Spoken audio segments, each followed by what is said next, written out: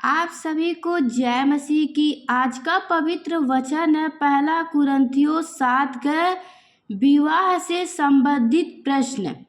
तो आज का ये वचन है जो बहुत इम्पोर्टेंट वचन है, जो हर किसी को जानना चाहिए। परमेश्वर आप सभी को आशीष दे और बहुतायत से आशीष दे। तो इस वीडियो को पूरा ध्यान से जरूर सुनना, क्योंकि आज हम इस वचन में बताने जा रहे हैं विवाह से संबंधित लोग क्यों विवाह करते हैं, शादी करना क्यों जरूरी है, एक पति पत्नी के लिए कैसा जीवन चाहिए, उसके बारे में हर एक वचन आज इसमें हम बताएंगे। तो इसके बारे में परमेश्वर का पवित्र वचन क्या कहता है, आइए हम बाइबल से जानें। हालेलुया। तो जितने भाई बहन वचन को सुन रहे, विश्वास कर रहे, पिता परमेश्वर उन भाई बहनों को आशीष दे और बहुतायत से आशीष दे। सभी जोड़े को परमेश्वर सलामत रखे। आगे हम वचन को पढ़ते, आइए ध्यान से परमेश्वर के वचन को जाने। पहला कुरिन्थियों 7 का परमेश्वर का पवित्र वचन कहता है, उन बातों के विषय में जो तुमने लिखी, यह अच्छा है कि पुरुष स्त्री को ना छुए, परंतु व्यभिचार के डर से हर एक पुरुष की पत्नी और हर एक स्त्री का पति हो। पति अपनी पत्नी का हक पूरा करे और वैसे ही पत्नी भी अपने पति का। पत्नी को अपने देह पर अधिकार नहीं, पर उसके पति का अधिकार है। वैसे ही पति को भी अपने देह पर अधिकार नहीं, परंतु पत्नी का है। तुम एक दूसरे से अलग ना रहो, परंतु केवल कुछ समय तक आपस की संबंधी से की प्रार्थना के लिए अवकाश मिले और फिर एक साथ रहो। ऐसा ना हो कि तुम्हारे असहम के कारण शैतान तुम्हारे परखे। हालेलुया। परंतु मैं जो यह कहता हूँ वह अनुमति है ना कि आज्ञा। मैं यह चाहता हूँ कि जैसा मैं हूँ वैसे ही सब मनुष्य हो, परंतु हर एक को परमेश्वर की ओर से विशेष विशेष वरदान मिला है, किसी को किसी प्रकार का और किसी को किसी और प्रकार का। परंतु मैं अविवाहितों और विधवाओं के विषय में कहता हूँ कि अनेक लिए उनके लिए ऐसा ही करना अच्छा है जैसा मैं हूँ। हालेलुया। परंतु यदि वे स्वयं ना कर सके तो विवाह करे, क्योंकि विवाह करना कामतुर रहने से भला है। जिनका विवाह हो गया है उनको मैं नहीं, वरन प्रभु आज्ञा देता है कि पत्नी अपने पति के अलग ना हो, और यदि अलग भी हो जाए तो बिना दूसरा विवाह किए रहे, या अपने पति से फिर मेल कर ले, और ना पति अपनी पत्नी को छोड़े। हालेलुया। दूसरों से प्रभु नहीं, परंतु मैं ही कहता हूँ, यदि किसी भाई की पत्नी विश्वास ना रखती हो और उसके साथ रहने से प्रसन्न हो तो वह उसने ना छोड़े। जिस स्त्री का पति विश्वास ना रखता हो और उसके साथ रहने से प्रसन्न हो वह पति को ना छोड़े, क्योंकि ऐसा पति जो विश्वास ना रखता हो वह पत्नी के कारण पवित्र ठहरता है, और ऐसी पत्नी जो विश्वास नहीं रखती पति के कारण पवित्र ठहरती है। नहीं तो तुम्हारे बाल बच्चों अशुद्ध होते, परंतु अब तो पवित्र है। हालेलुया। परंतु जो पुरुष विश्वास नहीं रखता, यदि वह अलग हो तो अलग होने दो। ऐसी दशा में कोई भाई या बहन बंधन में नहीं। परमेश्वर ने हमें मेल मिलाप के लिए बुलाया है। परमेश्वर ने हमें मेल मिलाप के लिए बुलाया है, क्योंकि हे स्त्री, तू क्या जानती है कि तू अपने पति का उद्धार करा लेगी, और हे पुरुष, तू क्या जानता है कि तू अपनी पत्नी का उद्धार करा लेगा। Yes, hallelujah. तो मैं उम्मीद करती हूँ कि आप लोग को वचन समझ आया होगा। पिता परमेश्वर आप सभी को आशीष दे और बहुतायत से आशीष दे। इसीलिए आप सब एक दूसरे से प्रेम करिए। परमेश्वर आप सभी को आशीष दे और बहुतायत से आशीष दे। आगे वचन में लिखा गया एक पहला कुरिन्थियों 6:17 में परमेश्वर की बुलाहट के अनुसार चलो। जैसा परमेश्वर ने बुलाया उसी अनुसार अपने जीवन को बिताओ। जैसा प्रभु ने हर एक को बांटा है और जैसा परमेश्वर ने हर एक को बुलाया है वैसे ही वह चले। मैं सब कलीसियों में ऐसा ही कराता हूँ। जैसे खतना किया हुआ बुलाया गया हो वह खतना रहित ना बने। जो खतना रहित बुलाया गया हो वह खतना ना कराए। ना खतना कुछ और ना खतना रहित, परंतु परमेश्वर की आज्ञाओं को मानना ही सब कुछ है। परंतु परमेश्वर की आज्ञाओं को ही मानना सब कुछ है। हालेलुया। हर एक जन जिस दशा में बुलाया गया हो उसी में रहे। यदि तू दास की दशा में बुलाया गया हो तो चिंता ना कर, परंतु यदि तू स्वतंत्र हो सके तो ऐसा ही काम कर। हालेलुया।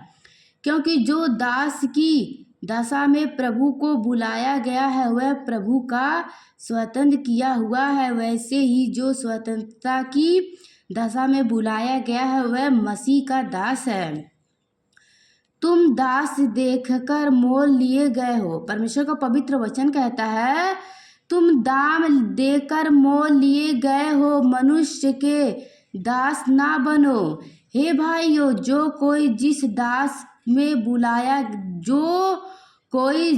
दशा में बुलाया गया हो वह उसी में परमेश्वर के साथ रहे। यस, आमीन, हालेलुया। अविवाहित और विधवाओं के लिए परमेश्वर का पवित्र वचन क्या कहता है आगे मैं वो वचन बताने जा रही हूँ। आप लोग ध्यान से वचन को समझना। परमेश्वर का पवित्र वचन कहता है कुंवारियों के विषय में प्रभु की कोई आज्ञा मुझे नहीं मिली, परंतु विश्वास योग्य होने के लिए जैसे दया प्रभु ने मुझ पर की है वैसे उसी के अनुसार संपत्ति देता हूँ। मेरी समझ में यह अच्छा है कि आजकल कलेश के कारण मनुष्य जैसा है वैसे ही रहे।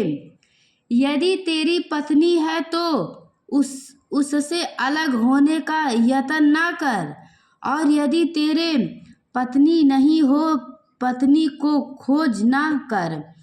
परंतु यदि तू विवाह भी करे तो पाप नहीं, और यदि कुंवारी रही जाए तो कोई पाप नहीं, परंतु ऐसों को शारीरिक दुख होगा और मैं बचाना चाहता हूँ। हालेलुया।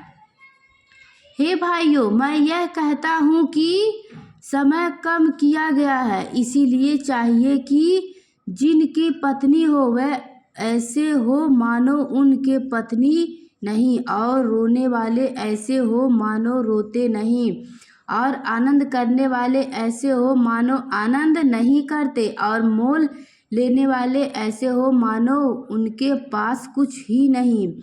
और इस संसार, हालेलुया, और इस संसार के साथ व्यवहार करने वाले ऐसे हो कि संसार ही के ना हो ले, क्योंकि इस संसार की रीति और व्यवस्था बदलते जाते हैं। हालेलुया। अतः मैं यह चाहता हूँ कि तुम्हें चिंता ना हो। अविवाहित पुरुष प्रभु की बातों की चिंता में रहता है कि प्रभु को कैसा प्रसन्न रखे। हालेलुया। परंतु विवाहित मनुष्य संसार की बातों की चिंता में रहता है कि अपनी पत्नी को किस रीति से प्रसन्न रखे। विवाहित और अविवाहित में भी भेद है। हालेलुया। अविवाहित प्रभु की चिंता में रहता है कि वह देह और आत्मा दोनों में पवित्र हो, परंतु विवाहित संसार की चिंता में रहती है कि अपने पति को प्रसन्न रखे। मैं यह बात तुम्हारे ही लाभ के लिए कहता हूँ, ना कि तुम्हें फंसाने के लिए, वरन इसीलिए कि जैसा शोभा देता है वैसा ही किया जाए, कि तुम एक चिंत होकर प्रभु की सेवा में लगे रहो। हालेलुया।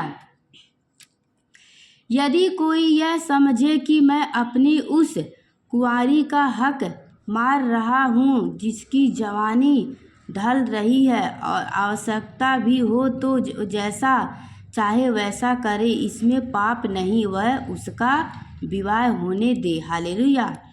परंतु जो मन में दृढ़ रहता है और उसके आवश्यकता ना हो, वरन अपनी इच्छा पर अधिकार रखता हो और अपने मन में यह बात ठान ली हो कि वह अपनी कुंवारी लड़की को अविवाहित रखेगा, वह अच्छा करता है। हालेलुया।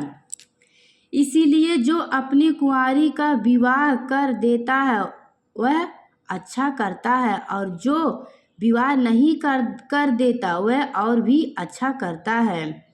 जब तक किसी स्त्री का पति जीवित रहता है तब तक वह उससे बंधी हुई है, परंतु यदि उसका पति मर जाए तो जिससे चाहे वो विवाह कर सकती है, परंतु केवल प्रभु में। हालेलुया। परंतु जैसी है यदि वैसे ही रहे तो मेरे विचार में और भी धन्य है, और मैं समझता हूँ कि परमेश्वर का आत्मा मुझ में भी है। यस, आमीन, हालेलुया।